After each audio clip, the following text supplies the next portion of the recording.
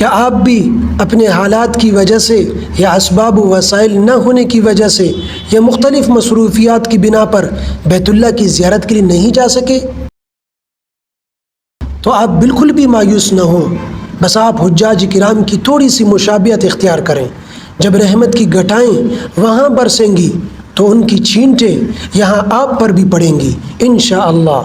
ذوالحجہ کا چاند دیکھنے کے بعد نہ اپنے بال کاٹیں نہ ناخن کاٹیں، اور 9 ذوالحجہ کی فجر سے لے کر 13 ذی الحجہ کی عصر تک ہر نماز کے بعد تکبیر تشریق پڑھیں، مرد بلند آواز سے، خواتین آہستہ آواز سے۔ اللہ اکبر لا الہ الا اللہ واللہ اکبر وللہ الحمد۔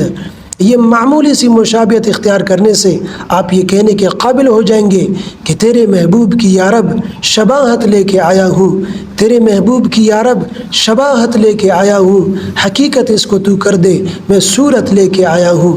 اللہ تعالیٰ سے امید ہے کہ آپ یہاں پہ رہ کے بھی محروم نہیں ہوں گے۔